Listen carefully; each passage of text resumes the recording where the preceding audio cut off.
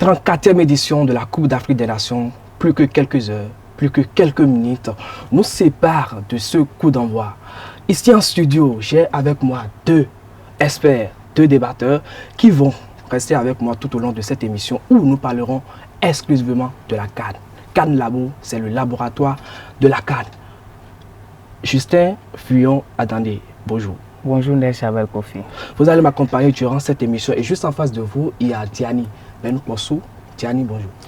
Nel Kofi Chabel, bonjour amis internautes, bonjour à tous. Très heureux d'être en votre compagnie pour cette randonnée sportive. Merci d'avoir répondu à mon invitation. Ce fut un plaisir. Avec vous, nous allons parler bien évidemment de la CAN. Nous allons parler des favoris, des enjeux et les joueurs à suivre lors de cette Coupe d'Afrique des Nations. Le décor ainsi planté, nous allons prendre une courte pause et revenir juste après ceci.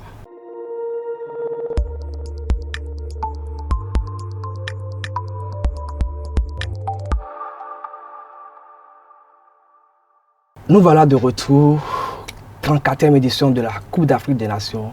Justin, attendez, qu'est-ce qu'on peut retenir des groupes qui seront de la partie? Évidemment, il y a 6 groupes et ces 6 groupes, il y a 4 équipes constituées dans ces 4 groupes-là. Dans le groupe A, nous avons Côte d'Ivoire, Guinée équatoriale, Guinée-Bissau, Nigeria. Le groupe B, Cap-Vert, Égypte, Ghana, Mozambique. Groupe C, Cameroun, Gambie, Guinée, Sénégal. Groupe D, Angola, Algérie, Burkina Faso, Mauritanie. Groupe E, Afrique du Sud, Mali, Namibie, Tunisie et enfin le dernier groupe, groupe F, Maroc, RDC, Congo, Tanzanie et Zambie. Ce sont les 24 équipes sélectionnées pour prendre part à cette 34e édition de la CAN Côte d'Ivoire 2023. Diani Benoukossou, le groupe A composé de la Côte d'Ivoire, la Guinée équatoriale, la Guinée-Bissau et bien sûr le Nigeria. C'est pour moi un groupe où il y a assez de cadres avec la Côte d'Ivoire et le Nigeria, où on estime que ce sont deux nations qui sont tous des candidats pour le titre. Qu'est-ce qu'on peut attendre globalement de ce groupe? Oui, je crois que c'est un groupe très homogène. Après, on a les deux mastodontes du football africain que sont la Côte d'Ivoire et le Nigeria. D'office que sur le papier, ils sont des favoris pour sortir du groupe. Mais après, les petits poussés ou bien les outsiders comme la Guinée-Bissau ou encore la Guinée équatoriale sont là, pourquoi pas, pour bousculer la hiérarchie. On l'a vu lors de l'édition précédente que cette équipe de la Guinée équatoriale a réussi à damer le pion aux champions en titre d'alors, l'Algérie. L'Algérie qui n'a pas pu s'offrir un ticket pour le second tour lors de cette édition. Donc, ce sont des équipes, pour moi, je crois qu'on doit faire beaucoup attention dans ces genres de compétition, parce que sur un seul match, tout peut arriver. Ce ne sont pas des éliminatoires où on joue des matchs allés après les matchs retour. Donc, je crois que logiquement, la Côte d'Ivoire, elle est grandement favorite puisqu'elle évolue à domicile. Après, on a le Nigeria avec Victor Osimhen, meilleur joueur africain de l'année 2023. Et je crois que les autres équipes ne sont pas venues également pour vendre de la moutarde, que ce soit la Guinée-Bissau ou encore la Guinée équatoriale. On a vu également la prestation de la Guinée-Bissau face au Cameroun lors de l'édition précédente. Donc, ce qui voudra dire que ce sont des équipes qui ne sont pas à négliger. Il faut faire beaucoup attention pour ne pas tomber dans le piège. Justement, toujours parlant de ce groupe, Justin, il y a une nation là qui retient mon attention, le Nigeria, qui a fait partie du groupe pour l'éliminatoire de cette CAN avec le Bénin, qui a, je dirais tout simplement, a contribué à l'échec du Bénin. Le Bénin ne sera pas de la partie, le Nigeria est de la partie, le Nigeria est logé avec la Côte d'Ivoire. Qu'est-ce qu'il faut attendre de ce Nigeria-là quand on sait qu'il y a un certain Victor Osimhen qui a terminé Ballon d'Or africain, qui a aligné une performance ICSL lors de la saison passée. Aujourd'hui, le Nigeria a peut-être, je dirais, ce qu'il faut pour aller chercher cette CAN, quand on sait que pour ces récentes rencontres, ça n'a pas forcément marché, la mayonnaise n'a pas pris. Qu'est-ce qu'il faut attendre de ce Nigeria-là? Vous savez que le sélectionneur, lorsqu'il a effectué, il a pris, et, comment dirais-je, il a sélectionné ses joueurs. Il a même eu des absents dans son équipe. Maintenant, ceux qu'ils ont appelés, ces gens-là, seront appelés à bien jouer, à donner le meilleur d'eux-mêmes. Parce que dans une sélection, nous cherchons de la place. Nous cherchons qu'on sélectionne à chaque fois. Vous voyez, donc avec cette équipe du Nigeria, autant pour moi, moi je sais que même c'est l'équipe favorite selon moi, si je précipite les choses parce que le Nigeria est une équipe forte mentalement. Et donc tout peut s'arriver, c'est une équipe qu'on peut comparer je vais dire au Portugal, Maroc. Ils ont vraiment un mental d'acier qui les permet autant pour moi d'aller jusqu'au bout, vous voyez. Donc avec Osimhen, meilleur joueur africain, vous voyez, donc leur prestation va toujours sidérer le public sportif. Justement, Diani, je crois que nous avons fait le tour de ce groupe A où je retiens que quand même les deux favoris pour ce groupe, c'est bien la Côte d'Ivoire et le Nigeria. Et il faut le souligner. Et c'est sans débat. C'est sans débat. Avec les deux autres, on va sans doute assister peut-être. Et il faut aussi rappeler qu'il y a une place de meilleur troisième à aller chercher. Troisième, voilà. Oui. Donc les performances aussi des autres seront vraiment prises en compte. Déjà le groupe B, composé du Cap-Vert, de l'Égypte, du Ghana et du Mozambique. C'est aussi un groupe où nous avons quand même deux nations qui ont déjà remporté la CAN. Il s'agit bien sûr de l'Égypte et du Ghana. C'est un groupe aussi à suivre de très près. Oui, surtout les Black Stars, ils sont attendus depuis déjà près de 2 décennies déjà. Il faut rappeler qu'ils sont déjà ralliés la Côte d'Ivoire dans leur tenue traditionnelle comme ils aiment nous le présenter. Oui, c'est très bien, c'est très beau et c'est surtout très chic. Donc je crois que cette équipe des Black Stars, après leur descente en terre ivoirienne avec tout ce qui va avec, je crois que l'essentiel maintenant c'est de se concentrer sur la compétition. Certes, Thomas Partey ne sera pas là.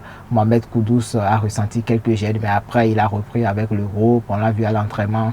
C'est de très bons signes pour le coach Chris Houghton pour sa formation parce que l'on veut ou pas, aujourd'hui je crois que Mohamed Kudus c'est le fer de lance de cette équipe. C'est celui-là qui va porter sur ses épaules cette équipe du Ghana, même si les frères Ayou, les éternels frères Ayou sont là. Je crois que aujourd'hui maintenant, celui qu'on considère comme le meilleur joueur de cette formation, c'est bien sûr Mohamed Kudus de West Ham. Après, l'équipe de l'Égypte, vous voyez, dans chaque compétition sur le continent, l'Égypte, elle est toujours favorite. Donc, ce sont quand même les septuple champions d'Afrique. Donc, ils sont toujours attendus dans le dernier carré d'as. Donc, je crois que cette équipe ne va pas décevoir.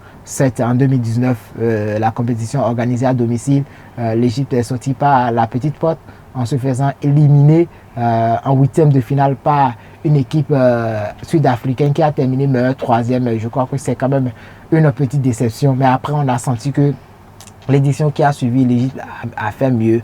Donc, on attend ces deux équipes, que ce soit le Ghana ou encore l'Égypte. Mais après, il y a aussi le Cap-Vert qui est là en compagnie du Mozambique. Le Mozambique qui a barré la route au Guépard. On s'en souvient tous lors de ce fameux match du côté de Maputo. Donc, cette équipe du Mozambique aura également son mot à dire. Parce que souvent, les équipes lusophones, ils ont un football atypique. C'est un peu comme le football espagnol, le football portugais. Ce sont des footballs atypiques, ce sont des footballs assez techniques. Il n'y a pas trop de physique, mais la technicité y est. Donc je crois que sur ces plans, ils peuvent essayer quand même de bousculer la hiérarchie. On sent que le Ghana, ce n'est pas encore totalement ça, même si le Ghana est favori. Mais après, il faut aller bousculer ces équipes pour voir si on peut grappiller, pourquoi pas, un petit point, histoire de rester toujours en vie dans la compétition. Tiani, depuis l'ère El Hadari, on a vu que l'Égypte, nouvelle version, a quand même du mal à s'imposer sur la scène continentale.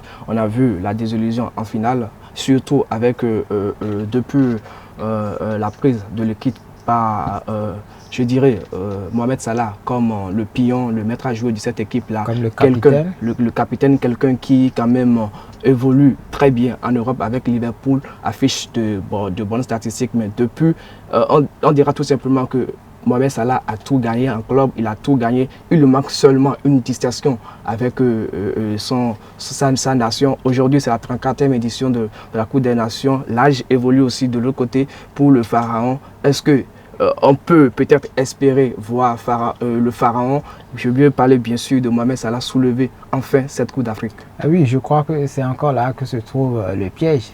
C'est encore pour ça qu'on doit faire très attention à cette équipe égyptienne. Après, Salah, il n'est pas à Liverpool. Vous savez, Liverpool, tout ce qui entoure le joueur, quand vous voyez Luis Diaz, quand vous voyez même entre-temps Sadio Mané, Firmino, quand vous avez des joueurs au terrain comme Fabinho, quand vous avez Anderson, aujourd'hui, il y a les Soboslai ou encore McAllister, Justement. on a Luis Diaz, on a Darwin Nunez. Vous avez Donc il y a quand même une armée autour de lui je crois à Liverpool, qu'il y a- ce qui n'a pas forcément en équipe nationale. Ce qui n'a pas forcément, mais après, ce ne sont pas également des briques de 15 qui l'entourent de l'autre côté de l'Égypte. Il y a aussi des joueurs comme Mamouche ou encore El-Nesri. Trezeguet, Mohamed El-Neni. Je crois que ce sont des joueurs aussi, encore en oubliant Mohamed Mustafa du FC Nantes. Donc je crois que ce sont des joueurs aussi qui ne sont pas nés de la dernière pluie. Et je crois que cette équipe égyptienne, les joueurs surtout, ils vont aider, pourquoi pas, Mohamed Salah à soulever ce trophée tant convoité par le joueur de Liverpool. Encore que son ancien coéquipier à Liverpool, Sadio Mané, a déjà eu cette chance de soulever la précédente édition. Et devant Salah. Devant Salah, justement. Et Justin, pour vous, quels sont les favoris de ce groupe-là? Bon, les favoris de ce groupe, Maurice David l'a déjà annoncé. Et il y a le Ghana, et l'Égypte d'ailleurs, parce que l'Égypte est une équipe forte, je l'avais déjà dit tout à l'heure, l'Égypte est une équipe forte et ils ont des performances. L'équipe même qui a le plus de titres, non, pour la CAN. Justement, Donc, 7 fois champion, oui. champion d'Afrique, voilà. Vous savez, donc, l'expérience parle. Donc, même si l'équipe n'est pas au complet, il faut dire que l'expérience aussi parle et il peut se relever à tout moment et Mohamed Salah peut soulever le trophée. L'expérience parle. Et en parlant d'expérience, quand on a dit tout à l'heure que l'Égypte est 7 fois champion d'Afrique, juste derrière l'Égypte, il y a le Cameroun qui suit avec 5 titres. Le Cameroun est bien logé dans le groupe C, accompagné de la Gambie, la Guinée et le Sénégal, le champion d'Afrique en titre. Oui, vous savez, c'est un groupe comme tous les autres. Après, on peut dire que forcément c'est le groupe le plus choc, sinon c'est le groupe de la mort. Le groupe de la mort, c'est quand même le groupe C. Compétition, oui. Parce qu'après, quand on vous dit des rencontres comme le Sénégal et le Cameroun, je crois que c'est un peu comme un classico en Afrique. Donc, Sénégal-Cameroun, c'est toujours des classiques. Mais après, vous voyez, des équipes comme le Sénégal, le Cameroun, je crois qu'ils auront leur mot dans ce groupe. Ils peuvent facilement s'en sortir. Maintenant, quand vous avez des équipes comme la Gambie, qui est une équipe c'est une équipe sœur au Sénégal puisqu'ils partagent la même frontière. Quand vous prenez la Guinée et Conakry, attention, je crois que c'est l'équipe, pour moi, je crois que dans cette compétition, c'est l'équipe à éviter pour les favoris. La Guinée de Kaba Diawara, je crois que c'est l'équipe à éviter pour les favoris parce que certes, ils n'ont pas de joueurs, ils n'ont pas de nom très ronflant, mais quand vous avez Serhou Guirassy qui marche sur l'eau actuellement, surtout Serhou Guirassy qui a dans la forme de sa vie de l'autre côté de Stuttgart, quand vous avez Naby Keita, même si il est sur un pied de l'autre côté de Werder Bremen, je crois que cette équipe de la Guinée peut faire quelque chose. Mais après, je crois que ce soit le Sénégal ou encore le Cameroun, comme je l'ai dit tantôt, ils vont s'en sortir dans ce groupe. Maintenant, le Cameroun, Gianni, vous avez oublié que le Sénégal, la majorité des joueurs de l'équipe sénégalaise se retrouvent de l'autre côté. Hein. Vous savez, le nom qu'on appelle... Les cadres évoluent maintenant en Arabie Saoudite. Non, donc, mais oui, vous savez...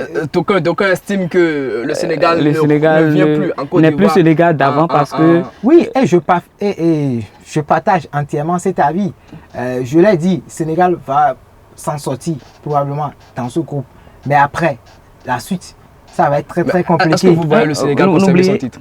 Non, pas forcément. Pas forcément. Vous savez, en foot, tout peut arriver. Mais aujourd'hui, à l'instant T où nous parlons, je vois très mal ce Sénégal aller au bout. Parce que, en 2021, où le Sénégal soulevait cette compétition, on a toujours cet adage à dire, pour les compétitions du genre. En foot, lorsque vous voulez remporter les grandes compétitions, il vous faut un grand attaquant et un grand gardien de but. En 2021, où le Sénégal a remporté la Coupe d'Afrique des Nations, on avait un grand Sadio Mané qui a terminé la saison avec 31 buts en première ligue anglaise. Je dis bien 31 buts en première ligue anglaise. Tout petit Sadio Mané. Quand vous avez un certain Edouard Mendy qui a terminé champion d'Europe avec Chelsea, qui était apparemment le meilleur gardien du monde entier dans le temps, quand vous avez en milieu de terrain un joueur comme Idrissa Gana Gueye qui est dans la forme de sa vie de l'autre côté du Paris Saint-Germain, quand vous avez Abdou Diallo, quand vous avez même Crépin Diatta, mais aujourd'hui, Aliou Cissé a voulu jouer au conservateur, il voulait forcément rendre l'appareil à ses copains, c'est pour cela qu'il a convoqué tout le monde, tous ceux qui ont remporté, presque tous ceux qui ont remporté la CAN 2021 sont de la partie, outre ceux qui sont blessés, et pourquoi pas ceux qui ont déjà peut-être raccroché, sinon je crois que tout le monde est encore là, mais après, si tout le monde est là, la forme dans le temps, est-ce qu'elle est là? Je ne crois pas. Quand vous prenez même Abdou Diallo, la concurrence a été tellement rude de l'autre côté du Paris Saint-Germain, il est obligé d'aller du côté du Qatar pour aller trouver quand même un petit temps de jeu. Idrissa Gana Gueye est retourné à Everton. Sadio Mané du Liverpool au Bayern. Après, il a quitté le Bayern pour l'Arabie Saoudite. Quand vous prenez Kalidou Koulibaly qui a quitté le Napoli en temps annoncé à City, finalement, il est parti du côté de Al Hilal en Arabie Saoudite. Ça en dit long sur l'état de forme. Moi, je crains même. Il y a effectivement beaucoup de choses. Moi, je crains même cette équipe de Sénégal parce que au moment où le Sénégal soulevait le titre, la Gambie était équipe quart de finaliste, la Gambie était quart finaliste. Donc cette équipe de Gambie qui crée toujours des surprises peut pouvoir... Justement, cette équipe gambienne qui a réalisé quand même une très belle compétition, la précédente édition, elle est encore présente. C'est vrai qu'il y a une situation récemment où il y a assez de polémiques là-dessus. Quel état d'esprit vous voyez les joueurs pour aborder cette compétition avec ce qui s'est passé? Non, on va pas s'attarder là-dessus. Oui, vous savez déjà, la Gambie, ce qu'il faut louer au sein de cette formation, c'est déjà la stabilité au niveau de l'encadrement technique. C'est très important. Tom Saint-Fit, il est là depuis, je crois que probablement 5 à 6 années déjà. Il a mis en place cette équipe. Il est là. Donc, peut-être c'est ce qu'il nous faut au Bénin aussi. Oui, c'est ce qu'il nous faut. Malheureusement, les gens pensent que du jour au lendemain, il faut bâtir, il faut construire une équipe pour aller performer au haut niveau. Je crois que ce n'est pas ça. Entre-temps, je crois que la Gambie n'a jamais disputé une Coupe d'Afrique des Nations. Il est venu, il a participé, il a fait participer l'équipe pour la première fois. Aujourd'hui, ils sont à la 3e édition. Je crois que Tom Saint-Fit aura quand même le discours qu'il faut pour essayer d'encadrer très vite ces joueurs. Bien à vous, messieurs. Rapidement, le groupe D qui est composé de l'Algérie, l'Angola, le Burkina Faso et Mauritanie, bien sûr. Le groupe E avec l'Afrique du Sud, le Mali, la Namibie et la Tunisie. Le groupe F avec le Maroc, la RD Congo, la Tanzanie et la Zambie. Chers confrères, est-ce que, en gros, qu'est-ce qu'on peut retenir du reste de ce groupe avec l'Algérie dans le groupe D et l'Afrique du Sud dans le groupe E et bien sûr le Maroc dans le groupe F? L'Algérie revient dans cette compétition un tout petit peu revanchard parce que vous savez, quand vous êtes champion d'Afrique et après vous vous êtes éliminé au premier tour lors de l'édition suivante, je crois que ça fait assez mal. C'est l'équipe d'ailleurs la plus attendue pour cette CAN. Voilà, ça fait, non, je ne crois pas que l'équipe l'Algérie est l'équipe la plus attendue. Ou peut-être on va y revenir. Je crois que cette équipe de l'Algérie, on l'a compris tout de suite dans leur discours, dans les différents discours de Djabel Belmadi. Il a été beaucoup plus subtil, il a été modeste en disant que pour cette compétition, nous ne sommes pas des favoris. Il s'est mis dans la peau d'outsider. Je crois que déjà, quand le coach se met déjà dans cette posture, il peut faire très mal à n'importe quel adversaire parce qu'ils n'ont pas la pression. Déjà, il est en train de faire baisser la pression au niveau de ses joueurs en disant nous ne sommes pas favoris. Donc, on va jouer décomplexé. S'il y a des qualifications, s'il y a eu des surprises, ce ne sera que des bonus pour nous. Mais l'essentiel, c'est est-ce que cela va amener les joueurs va motiver les joueurs, je vais dire, à mieux faire, à mieux prester? Oui, forcément, parce que quand on voit... Parce que si moi je sais que je ne suis pas favori, je ne vais pas trop fournir d'efforts. Non, c'est là le danger. Parce qu'au sein d'eux, ils savent qu'ils ont quelque chose à faire. Ils ont des objectifs. Mais devant, c'est au niveau de la communication en fait. C'est ça en fait, c'est très important. Parce que déjà quand vous dites que vous êtes favori, je crois que tout le monde a les yeux rivés sur vous. Oui, et veulent toujours donner le meilleur d'eux-mêmes. Dialing, tout compte fait, je crois que tous les Béninois ont encore en tête ce qui s'est passé en 2019 de l'autre côté de l'Égypte avec le Maroc. Le Maroc s'est fait sortir par le Bénin. Ce qui est sûr, ça reste dans l'histoire. Le Maroc est toujours là, le Bénin n'est pas là. Ce n'est pas un débat, on va pas polémiquer là-dessus. Rapidement, vous allez me donner vos favoris pour cette Coupe d'Afrique des Nations pour qu'on finisse avec cette page. Oui, je crois que le premier favori déjà pour cette CAN, je crois que c'est la Côte d'Ivoire. Elle évolue à domicile. Elle a de très belles brochettes de stars. Je crois que la nation ivoirienne va surfer sur ça pour aller chercher le titre. Après, il y a le Nigeria, il y a l'Égypte. Je crois qu'en dernière position, je vais mettre le Maroc. C'est donc vos 4 favoris. Alors, Justin? Bon, moi, je vais un peu renverser la tendance. Moi, je mise sur le Nigeria et le Maroc, car finaliste des Coupes du Monde passées. Demi-finale. Demi-finale, oui. Des Coupes du Monde passées. C'est une nation africaine quand même, il faut au moins les encourager. C'est pour la première fois de l'histoire. Donc, aussi. Logiquement, ils sont des favoris. Oui, ils sont des favoris, donc le Nigeria. Ils ne sont pas des favoris désignés, ce sont des favoris naturels, puisque ce n'est pas donné à n'importe qui de terminer demi-finaliste d'une Coupe du Monde. C'est d'ailleurs la première fois, justement. Donc, je retiens que ce sont là vos favoris. Le Sénégal et enfin l'Égypte. Pour moi, le plus grand favori de cette Coupe d'Afrique des Nations, c'est bien sûr la Côte d'Ivoire, parce que c'est d'abord sa compétition, elle est à la maison. C'est difficile. Cette Côte d'Ivoire est en train de chercher, de courir derrière une troisième couronne depuis 2015 d'ailleurs. Donc je crois que la Côte d'Ivoire sera très attendue après le Sénégal. Ça ne va pas si vieux. Mais quand même, depuis 2010, quand l'Égypte a remporté la CAN chez lui, il n'y a plus d'autres équipes. Ce qui est sûr, c'est difficile pour les équipes qui organisent. Ce qui est sûr, la compétition sera alléchante parce qu'il y a assez de favoris et presque toutes les disons, toutes les nations qui sont là ont déjà disputé une phase finale de la Coupe. Donc ça sera vraiment de belles rencontres à suivre. Ce qui nous a dit qu'aucune équipe ne viendra en tourisme. Justement, donc personne ne viendra vendre de la moutarde, tout le monde est là pour jouer, tout le monde est là pour aller gagner la CAN. Nous allons rapidement fermer cette page.